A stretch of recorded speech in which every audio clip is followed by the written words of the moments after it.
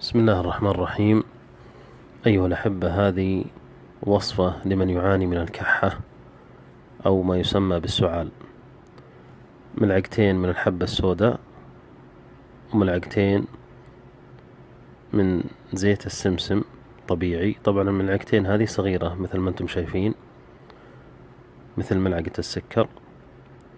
وملعقتين من الطحينة السائلة. طبعا هذا الوصفة للكحة الناشفة والكحة المصاحبة للبلغم، جميع الحالات.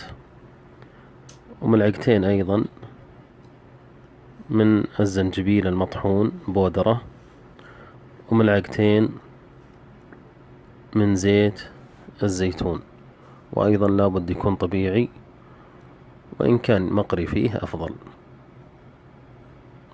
تحرك مع بعض مثل ما انتم شايفين، تحرك جيدا، ويؤخذ ملعقة صغيرة قبل النوم وملعقة صغيرة على الريق، يعني مرتين باليوم، مرة قبل النوم ومرة على الريق. بإذن الله تتبين النتيجة من أول يوم، تحفظ في الثلاجة للوقت الآخر. أسأل الله لنا ولكم الشفاء.